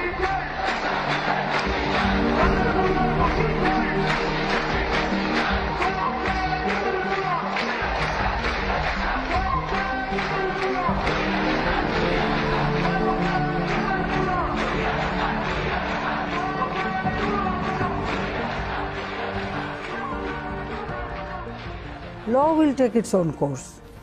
Those who lost their family members, it is their demand that these criminals should be punished. So it was our commitment to the people. If you don't try these criminals, then you cannot move forward, because it is just like a curse to the nation. আইনগতভাবে legally constituted একটা trial process করেছি। সেই trial প্রসেসের মাধ্যমে আমাদের যুদ্ধ অপরাধীদের বিচার আমরা সম্পন্ন করেছি। আমি মনে করি এটা জাতি হিসাবে, আমি একজন মুক্তিযোদ্ধা হিসাবে একটা চরম পাওয়া। আমি এটাকে কি বলবো, আমি এটাকে করি, সেলিব্রেট করি। এবং এই সেলিব্রেশনটা সম্ভব হয়েছে শেখ হাসিনার একেবারেই একক বলবো দৃঢ়তা, এবং এই ব্যাপারে ওনার টোটালি আপোষহীন একটি যাত্রা। আমি তাই মনে করি যে মুক্তিযুদ্ধের চেতনা, এই পুরো ব্যাপারটার জন্যে আমি তাকে আন্তরিক সাধুবাদ জানাই। এবং শেখ হাসিনার সরকার আজ এ সত্য প্রতিষ্ঠিত করেছে যে ৩০ লক্ষ শহীদের জীবন ও সম্ভ্রম যারা ইসলামের নাম ভাঙিয়ে বিকিয়ে দিয়েছে, তাদের বিচার পৃথিবীর কোনো শক্তি আটকাতে পারবে না। ৩০ লক্ষ শহীদ যাদের আত্মত্যাগের বিনিময়ে আমরা স্বাধীনতা পেয়েছি। শ্রদ্ধা জানাই ২ লক্ষ মা বোন যাদের মহান আত্মত্যাগের মধ্য দিয়েই আজ আমরা স্বাধীন জাতি পেয়েছি। যুদ্ধাপরাধীদের বিচার করে শেখ হাসিনা বাঙালির মুক্তিযুদ্ধ ও জাতীয়তাবোধকে কলঙ্কমুক্ত করছেন। এসবের পাশাপাশি তিনি সামাজিক প্রকৌশলের অংশ হিসেবে মুক্তিযোদ্ধাদের পাশে এসে দাঁড়িয়েছেন। 4 দশক পরে হলেও তিনি জীবিত মুক্তিযোদ্ধা ও বীরাঙ্গনাদের সম্মান এবং পুনর্বাসনের ব্যবস্থা করে চলেছেন। এর ফলে শারীরিক ও মানসিকভাবে আহত হাজার হাজার মুক্তিযোদ্ধার বাকি জীবনটুকুতে আবার বেঁচে ওঠার স্বপ্ন জুগিয়েছেন।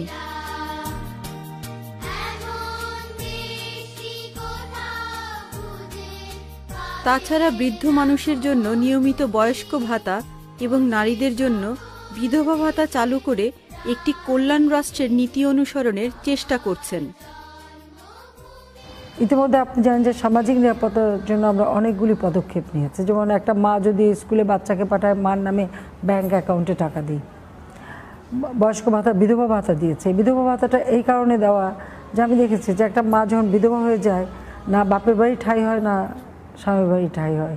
বাচ্চা কাচ্চা নিয়ে যখন শহরে আসে, মানুষের বাড়ি কাজ করতে যে একটা পর্যায়ে তাকে পতিতলায় স্থান করে নিতে হয়, বাচ্চাগুলি রাস্তায় টোকাই হয়। এটা আমি একজন মা, আমি একজন বোন, আমি একজন মেয়ে, আমি একজন মহিলা, এই হিসেবে এটা আমার জন্য অত্যন্ত অসম্মানজনক বলে আমি মনে করি।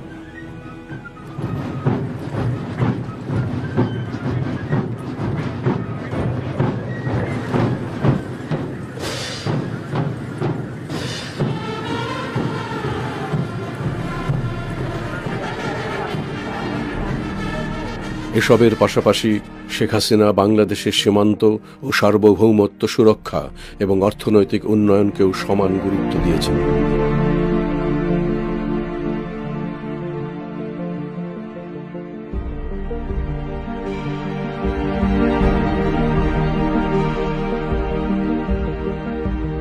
তার ফলে বঙ্গোপসাগরে 2012 ও 14 সালে মিয়ানমার এবং ভারতের কাছ থেকে আন্তর্জাতিক আইনি সালিসের মাধ্যমে 200 নটিক্যাল মাইলেরও বেশি জায়গার উপর বাংলাদেশের অধিকার প্রতিষ্ঠিত হয়েছে।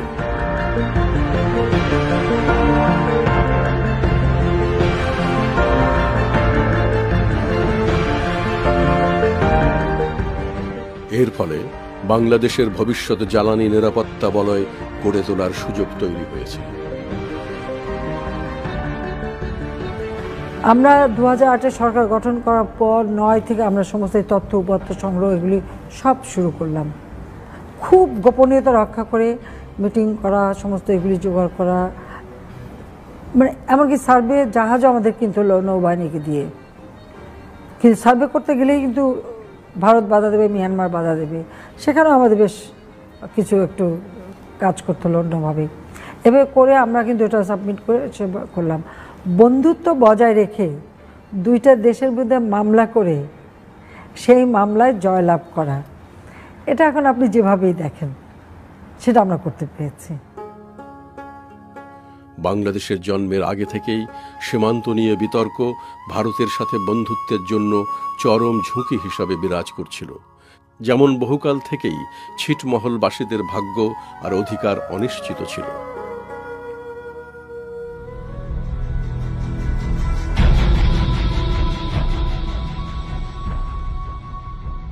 1947 সালে তাড়াহুড়ো করে আঁকা র্যাডক্লিফের দেশভাগের মানচিত্র তাঁদের আরও গভীর অনিশ্চয়তায় ফেলে দেয়।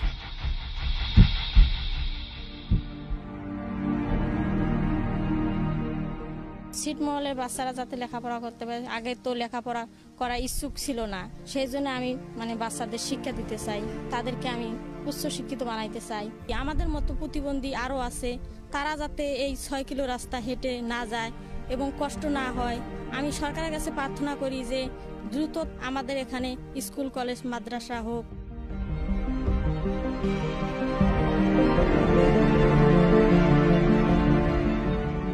৬৮ বছরের বেশি কাল পরে শেখ হাসিনা সরকারের ঐকান্তিক আগ্রহে ভারত শেষমেশ 2015 সালে সাড়া দেয়। দুই দেশের অধিবাসীদের ইচ্ছা অনুযায়ী ছিটমহল বিনিময় হওয়ায় 1.5 লক্ষেরও বেশি মানুষ তাদের ভাগ্য ও নাগরিক অধিকার ফিরে পায়। ভারতের সঙ্গে এ সময় দীর্ঘদিন ঝুলে থাকা স্থল সীমান্ত চুক্তি স্বাক্ষরিত হয়।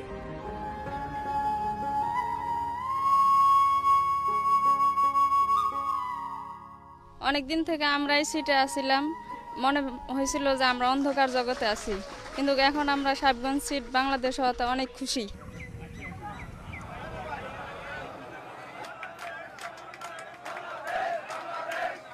অত্যন্ত গর্বিত এবং আনন্দিত যে আমাদের কোনো পরিচয় ছিল না, আমাদের কোনো রাষ্ট্র ছিল না, আমাদের কোনো নাগরিকত্ব ছিল না, আমাদের কোনো দেশ ছিল না, তাই আমরা আজকে নাগরিকত্ব পেয়েছি, রাষ্ট্র পেয়েছি, দেশ পেয়েছি।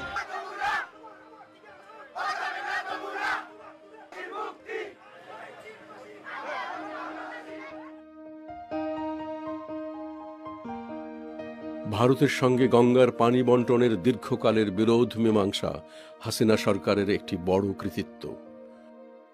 বড় প্রতিবেশী ভারতের সঙ্গে দৃঢ় মৈত্রী ও সহযোগিতার সম্পর্ক স্থাপন হাসিনা সরকারের পররাষ্ট্রনীতির আরও একটি বড় সাফল্য।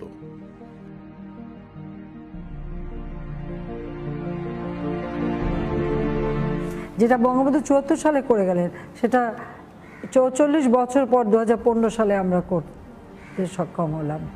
এবং এনক্লেভ পরিবর্তন করা, এই যে ছিটমহল বিনিময়, এটা কিন্তু পৃথিবীর বহু দেশ পারেনি। এটা নিয়ে অনেক মারামারি কাটাকা অনেক কিছু হয়ে গেছে। আপনি লক্ষ্য করেছেন যে অত্যন্ত শান্তিপূর্ণভাবে আমরা কিন্তু এই ছিটমহল বিনিময় করলাম এবং মানুষের এই বিনিময়টা, এটা কিন্তু একটা দৃষ্টান্ত, এটা কেউ পারে না। কারণ জমি জমা নানা রকমের সমস্যা থাকে, আমরা এমনভাবে কতগুলি পদক্ষেপ নিলাম যে এগুলি সুন্দরভাবে আমরা করতে পেরেছি।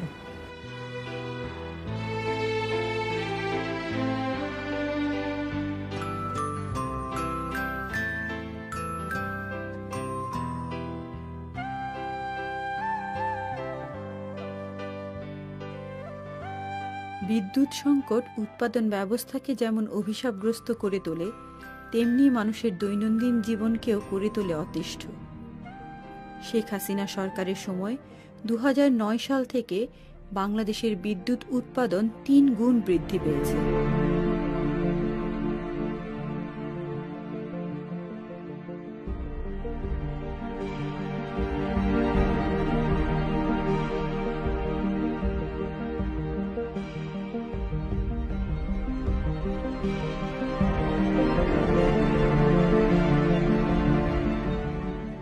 ভারত, ভুটান ও নেপালের কাছ থেকে বিদ্যুৎ এবং বহির্বিশ্ব থেকে জ্বালানি তেল আমদানির ক্ষেত্র প্রস্তুত করে শেখ হাসিনা সরকার অর্থনৈতিক উন্নয়নের চাকা সচল রেখেছেন।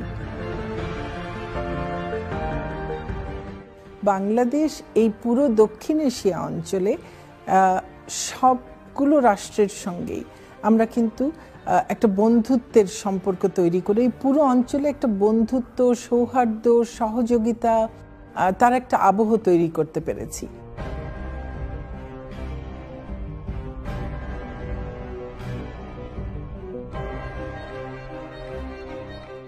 রাশিয়ার সঙ্গে আমাদের কোনো সম্পর্কই প্রায় ছিল না, আমাদের কোনো লেনাদেনা ছিল না, কোনো ধরনের যে সহযোগিতা তা ছিল না।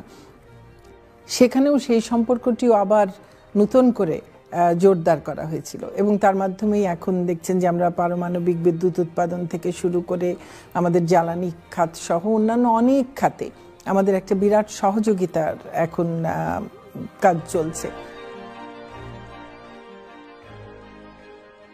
আমরা যুক্তরাষ্ট্রের সঙ্গে আমাদের বন্ধুত্ব সেটিকে জোরদার করেছি। চীনের সঙ্গে আমাদের বন্ধুত্ব, সহযোগিতার সম্পর্ক ব্যাপকভাবে জোরদার হয়েছে। ইউরোপের সঙ্গে দেখুন আমাদের অনেক ঘনিষ্ঠতর হয়েছে।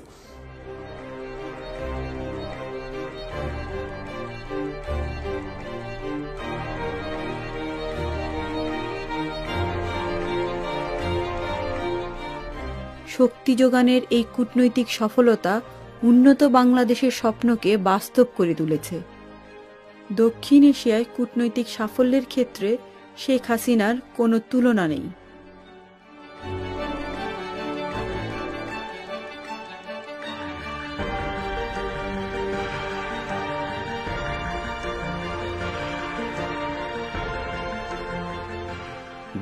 সালের কথা, জাতিসংঘের সদস্য দেশগুলোর রাষ্ট্রপ্রধানরা বিশ্বকে বদলে দেবার অঙ্গীকার করেছিলেন। এমডিজি নামে পরিচিত সেই অঙ্গীকারের প্রথমটি ছিল দারিদ্র্য অর্ধেকে নামিয়ে আনা। সেই হিসেবে 2015 সালের মধ্যে দেশে দরিদ্র মানুষের সংখ্যা কমিয়ে আনার কথা 29% ভাগে।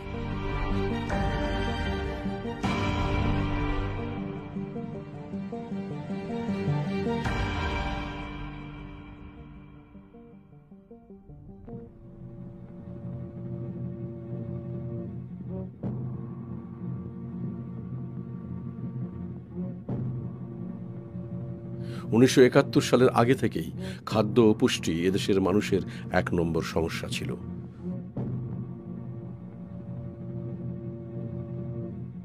জনসংখ্যার বিস্ফোরণ, অতিমাত্রায় বন্যা, খরা, সমুদ্রপৃষ্ঠের উচ্চতা ও লবণাক্ততা বৃদ্ধি মানুষের মুখে দুবেলা দুমুঠো ডাল ভাত তুলে দেওয়ার জন্য বড় বাধা ছিল।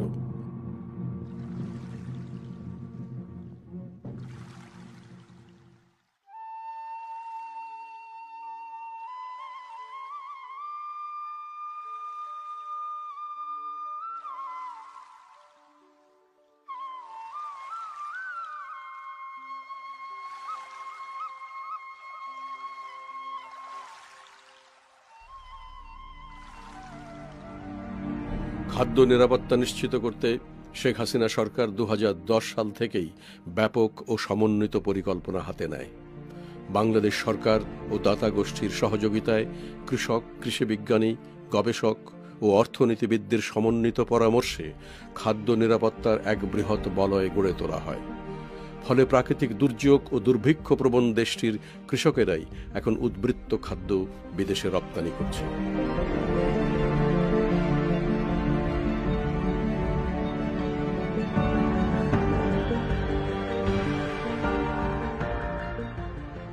গ্রামের অর্থনীতির এক বিরাট পুনর্জাগরণ ঘটেছে। আগে 7 বছর আগে একজন মানুষ গ্রামে কাজ করে 3 কিলোগ্রাম চাল কিনতে পারতেন, একজন কৃষি শ্রমিক। আজকে 13 কিলোগ্রাম চাল কিনতে পারেন। তো তাহলে তার 4 গুণ উন্নয়ন হয়েছে, 4 গুণ তার আয় রোজগার বেড়েছে। সেই আয় রোজগার দিয়ে দেখবেন যে সেই টাকাগুলো এখন তারা ছেলে মেয়েদের লেখাপড়ার কাজে খরচ করে, শিক্ষা ক্ষেত্রে খরচ করেন। নববর্ষে দেখবেন যে গ্রামের মানুষও নতুন শাড়ি পরছে, নতুন সমস্ত আয়োজন ঈদ পার্বণে। তো এই সব কিছুই ঘটছে, চোখের সামনে দেখতে পাচ্ছে ইকোনমিটা কতটা এগিয়ে যাচ্ছে, তরতর করে এগিয়ে যাচ্ছে। কিন্তু জলবায়ু পরিবর্তনের কারণে সৃষ্ট দুর্যোগ বাংলাদেশের এই স্বনির্ভরতা খুব ঝুঁকির ভিতর ফেলে দিয়েছে। We all need to pay attention to carbon budgeting and decarbonization. We are working on possible INDCs, but new and additional resources will be needed for their implementation. Sheikh Hasina সরকার এজন্য দায়ী উন্নত ভোগবাদী দেশগুলোর কার্বন নির্গমন কমানোর জন্য 48টি উন্নয়নশীল দেশের জোটকে নেতৃত্ব দিয়েছেন।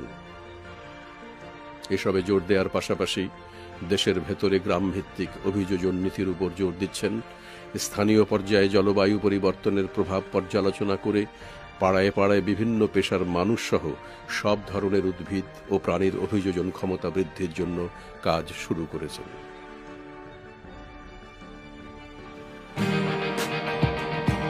2000 সালের কথা। জাতিসংঘের সদস্য দেশগুলোর রাষ্ট্রপ্রধানরা বিশ্বকে বদলে দেবার অঙ্গীকার করেছিলেন। এমডিজি নামে পরিচিত সেই অঙ্গীকারের প্রথমটি ছিল দারিদ্র্য অর্ধেকে নামিয়ে আনা। সেই হিসেবে 2015 সালের মধ্যে দেশে দরিদ্র মানুষের সংখ্যা কমিয়ে আনার কথা শতকরা 29 ভাগে। পৃথিবীর অন্য সব দেশের সঙ্গে তাল মিলিয়ে জাতিসংঘের বেঁধে দেয়া মিলেনিয়াম ডেভেলপমেন্ট গোল অর্জনে বাংলাদেশ সফল হয়েছে। প্রত্যেক পরিবারে একাধিক সদস্য এখন শুধু লিখতে পড়তেই পারে না, তারা মোবাইল, টেলিভিশন সহ অন্যান্য আধুনিক প্রযুক্তির ব্যবহার করে তথ্য সংগ্রহের কৌশলও আয়ত্ত করেছে। শেখ হাসিনা সরকার এরই ধারাবাহিকতা বজায় রাখতে 2030 সালের অনেক আগেই টেকসই উন্নয়নের লক্ষ্যমাত্রায় পৌঁছানোর পরিকল্পনা হাতে নিয়েছেন। প্রযুক্তিভিত্তিক ও বৈজ্ঞানিক শিক্ষার উপর জোর দিয়ে মানুষের চিন্তা এবং সিদ্ধান্ত গ্রহণের জায়গাটি শক্তিশালী ও যুগোপযোগী করে তোলার আপ্রাণ চেষ্টা করে যাচ্ছেন। 3 কোটি শিশুকে তার সরকার বিনামূল্যে পাঠ্যপুস্তক দেওয়ার ব্যবস্থা করেছে।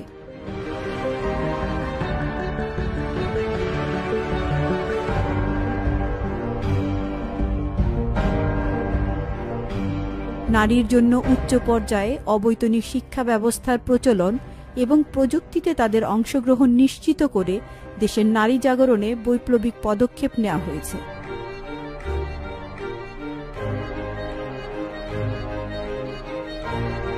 নারীর ক্ষমতায়নের ক্ষেত্রে শেখ হাসিনার ভূমিকার কোনো তুলনা সাম্প্রতিক বিশ্বেও নেই।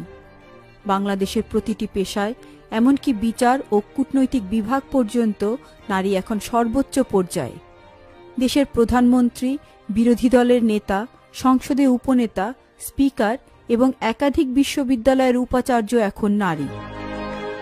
আইন শৃঙ্খলা এবং প্রতিরক্ষা বাহিনীর প্রতিটি শাখায় উচ্চ পদে এখন নারীর অধিষ্ঠান।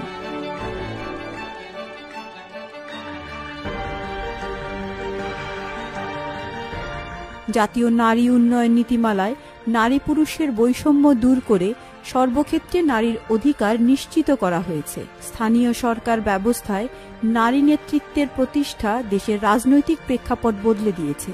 একটি বাড়ি, একটি খামার প্রকল্প এবং ক্ষুদ্র সঞ্চয় ব্যাংক নারীকে স্বাবলম্বী করার ক্ষেত্রে বিপুলভাবে সাহায্য করেছে। 1971 সালে সেই তলাবিহীন ঝুড়ি এখন উন্নয়নের ফসলে পূর্ণ। 2010 সাল থেকে চমকপ্রদ স্থিতিশীল প্রবৃদ্ধি ও বৈদেশিক মুদ্রার শক্ত মজুদের কারণে বাংলাদেশকে সার্কভুক্ত দেশগুলোর ভেতর ভারতের পরেই শক্তিশালী বিবেচনা করা হচ্ছে।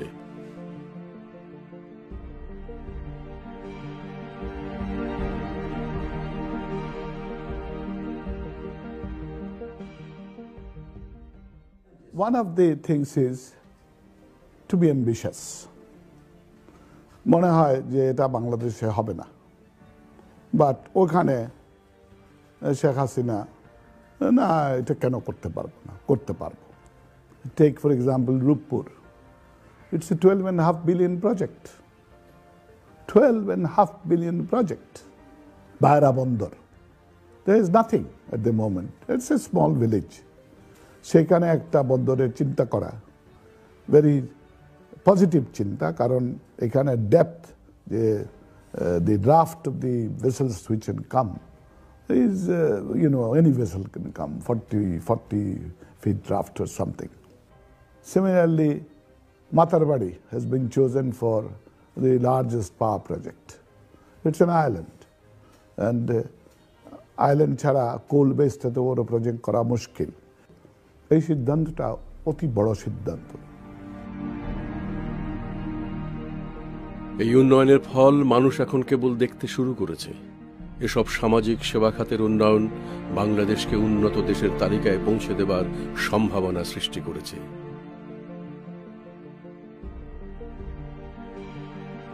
শুধু রাজধানী ঢাকায় নয়, গ্রামীণ যোগাযোগ ব্যবস্থা রাষ্ট্রীয় কাঠামোর সাথে সরাসরি সংযুক্ত করায় সরবরাহের ক্ষেত্রে অনেক সমতা এসেছে।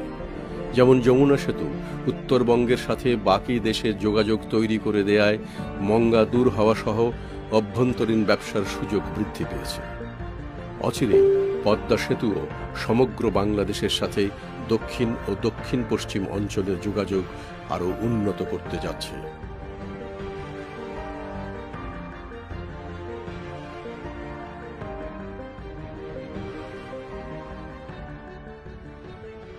আজকে যদি পদ্মা সেতু হয়, তার 10 ভাগের 1 ভাগ এবং 10 ভাগের 1 ভাগ সময় এবং 10 ভাগের 1 ভাগ খরচে সেই টাকাটা বিক্রি করতে পারবে, বেশি বিক্রি করতে পারবে।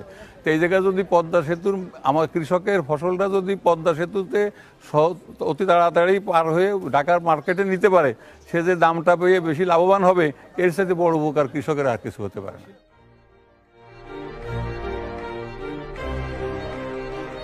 তাছাড়া রাজধানী ঢাকাকে বসবাসের উপযোগী করে তোলার জন্য শেখ হাসিনার প্রচেষ্টার কোনো কার্পণ্য নেই। গত 7 বছরে উড়াল সেতু নির্মাণ, নাগরিকদের জন্য সরকারি বেসরকারি যানবাহনের সংখ্যা ও সেবা বৃদ্ধি এবং রাস্তাকে নিরাপদ করে তোলার জন্য সমন্বিত চেষ্টা চালিয়ে যাচ্ছেন। আগারগাঁও স্টেশন পর্যন্ত ধরা হয়েছে। আমি মনে করি ফার্মগেট পর্যন্ত হলে পরে মানুষ আরো বেশি সুবিধা পাবে, কারণ ফার্মগেটে একটা জংশন, সেখান থেকে কিন্তু সারা ঢাকার বিভিন্ন দিকে যোগাযোগটা করা যায় এবং মানুষ তাহলে ব্যবহার করবে। আর এটা নির্মাণ কাজ সমাপ্ত হলে মেট্রো রেলও ভালো পয়সাও কামাই করতে পারবে। আমাদের আঞ্চলিক যোগাযোগ সেই সাথে সাথে মানে আন্তর্জাতিক রুটের সাথে বাংলাদেশকে সংযোগ স্থাপন করে দেওয়া, সেই কাজটাও আমরা করে যাচ্ছি। শুধু সড়ক, সেতু, রেল, নৌপথ এবং আকাশপথ প্রতিটি ক্ষেত্রে ব্যাপক উন্নয়নের কর্মসূচি আমরা হাতে নিয়েছি এবং আমরা চাচ্ছি আরও একটা নতুন এয়ারপোর্টও করে দিতে, যেটা আন্তর্জাতিক এয়ার রুটের সাথে সংযোগ থাকবে। কাজে বাংলাদেশের ভৌগোলিক অবস্থানে বাংলাদেশ হবে প্রাচ্য ও পাশ্চাত্যের মধ্যে একটা সেতু বন্ধন রচনার জায়গা। শেখ হাসিনা ক্ষমতা গ্রহণের পর থেকে দেশের সকল নাগরিকের অধিকার ও স্বার্থ রক্ষার চেষ্টা করছেন। এ পর্যন্ত তিনি তার সাহস ও নেতৃত্বের সবটুকু দিয়ে একটি নিরাপদ এবং উন্নত বাংলাদেশ গড়ে তোলার ক্ষেত্রটি প্রস্তুত করেছেন। একই সাথে বিশ্ব জলবায়ু পরিবর্তন সৃষ্ট দুর্যোগ মোকাবেলা ও পৃথিবীতে শান্তি প্রতিষ্ঠায় উন্নয়নশীল দেশগুলোকে সাথে নিয়ে তাঁর নেতৃত্ব ও অবদান ব্যক্তি হাসিনাকে একটি প্রতিষ্ঠানে পরিণত করেছে। সারা বিশ্বের সর্বাধিক প্রভাবশালী নারীদের মধ্যে শেখ হাসিনা তার আসন প্রতিষ্ঠা করেছেন এবং এসবের স্বীকৃতিস্বরূপ তিনি দেশিকোত্তম ও চ্যাম্পিয়ন অব দ্য আর্থ ছাড়াও বহু সম্মাননা এবং পুরস্কার পেয়েছেন। Our innovative people and home-growing solutions have brought remarkable results in addressing climate change. In 1971, after Bangladesh gained independence, Henry Kissinger made a comment about this country. He called it a bottomless basket. Well, today, Bangladesh is definitely not a bottomless basket.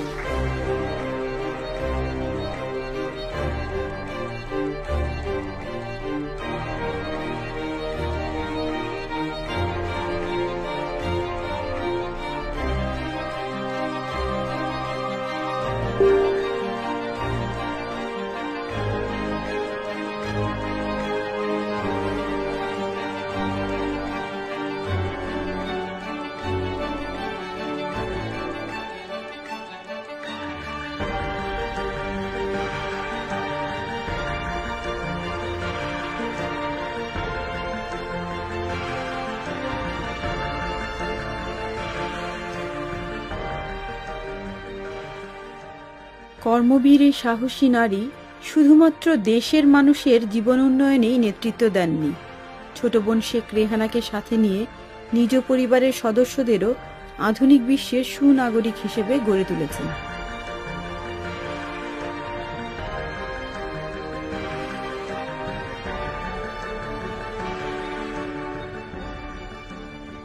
As a mother, she is very loving. Very, very loving. She has always been a very loving, caring person, and it's not just for us, her children, but she cares equally about everyone. Everyone in the family, cousins, nephews, especially children. She loves children. তোমরা সবাই টিকা নাও। তোমরা সবাই টিকা নাও। কোনো ভয় নাই। কোনো ভয় নাই। আমরা সুস্থ হব। আমরা সুস্থ হব। সুন্দর জীবন পাবো। সুন্দর জীবন পাবো। খেলাধুলা, সংস্কৃতি চর্চা মনে করি এটা একান্তভাবে প্রয়োজন। এই জন্য প্রয়োজন, তাহলে এই ছেলেমেয়েরা বিপথে যাবে না। বাংলাদেশ এমন একটা জায়গায় আছে যে বিশ্বের সব থেকে নামি দামি ক্রিকেট খেলোয়াড় দেশগুলি বাংলাদেশকে এখন হিসাব করে। Edge can take it. Creating an impact straight away, Rubel. গানের ভক্ত আমি কেন, আমার আব্বা মা সবাই কিন্তু গানের ভক্ত। সবসময় গান শোনা এটা কিন্তু আমাদের বাড়িতে সবসময় এটা ছিল। পাশাপাশি বই পড়া, মানে আব্বা আমাদেরকে ছোটবেলা, আমার এখনও মনে আছে 10 টাকা করে দিতেন বই কিনতে। শুরু হলো রূপকথার বই কেনা নিয়ে, তারপরে একটা পর্যায়ে আসলো দস্যু বাহারামের বই। সবাই মিলে তখন কাহাতে 2 আনা 4 আনা জোগাড় করে বাহারাম এটা হলো। তারপরে পরবর্তীতে কি, এরপরে আস্তে আস্তে উপন্যাস। আমি ক্লাস 9-এ যখন পড়ি তখন রবীন্দ্রনাথ, শরৎচন্দ্র বা আপনার নজরুলের বইগুলি, ছোট গল্প থেকে শুরু করে তার কবিতা পড়া এই করা। আর আব্বা তো নিজে সুন্দর আবৃত্তি করতেন, আবৃত্তি করে করে উনি শোনাতেন। পরম উৎসব রাতি ওহে সুন্দর রেখেছি কনক মন্দিরে রেখেছি আওয়ামী লীগ সরকারের আগে বাংলাদেশের সংস্কৃতি চর্চার একটা অসম্ভব অন্ধকার সময় আমরা পার করেছি। শেখ হাসিনা ক্ষমতা গ্রহণের পর থেকে এই ধারাটা পাল্টে গেছে এবং আমরা যারা সংস্কৃতি কর্মী বা গান বাজনার চর্চা করি আমাদের মনে হয় যে এটা আমাদের একটা সোনালি সময়।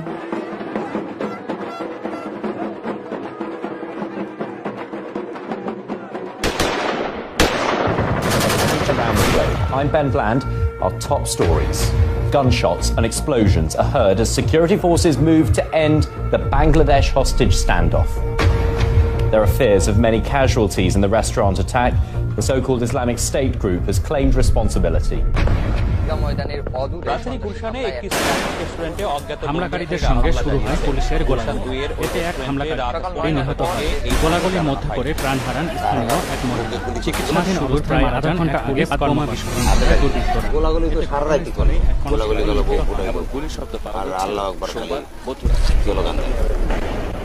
দেশের পরে ওই ব্যক্তিকে আটক করে চারপাশ ঘিরে ফেলে পুলিশ।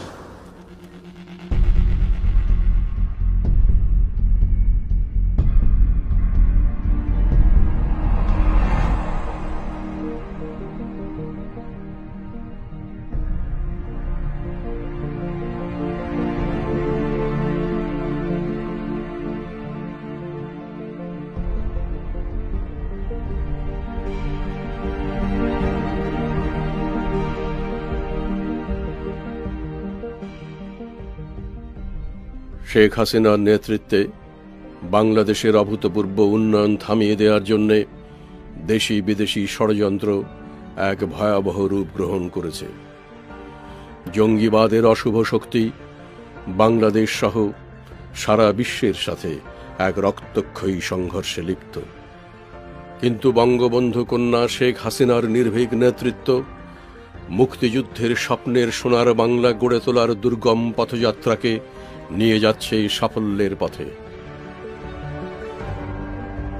বাংলাদেশ যখন একটি আত্মমর্যাদাশীল এবং আত্মনির্ভরশীল দেশ হিসেবে বিশ্বের বুকে প্রতিষ্ঠিত হতে যাচ্ছে, তখন দেশি বিদেশি একটি চক্র বাংলাদেশের এই অগ্রযাত্রাকে বানচারের অপচেষ্টায় লিপ্ত হয়েছে।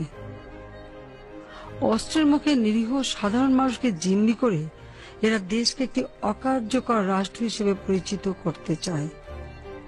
আপনারা যারা স্ব কর্মস্থানে এবং মাঠ পর্যায়ে যারা আছেন, তারা ধর্মের প্রকৃত যে শিক্ষা, সেই শিক্ষাটা যেন মানুষ পায়, সেদিকে লক্ষ্য রাখবেন। আর এই জঙ্গি সন্ত্রাসবাদ যে নামে যেভাবে আসুক না কেন, তাদেরকে আমাদের দমন করতেই হবে এবং সেটা আমরা করব। আমাদের যে ঘোষণা জিরো টলারেন্স টু টেররিজম, এটা বাস্তবায়ন করতে হবে যে যে কোনো ধরনের জঙ্গিবাদ সন্ত্রাসী কর্মকাণ্ড আমরা বাংলার মাটিতে হতে দেব না। মানুষের শান্তি নিরাপত্তা আমরা নিশ্চিত করব, এটা মাথায় রেখেই আমাদের কাজ করতে হবে এবং আমি বিশ্বাস করি অবশ্যই আমরা তা পারব।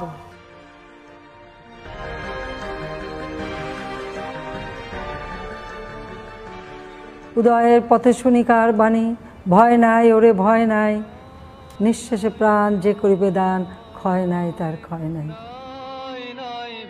হবে হবে জয়, খুলে যাবে এই দ্বার, খুলে যাবে এই দ্বার না।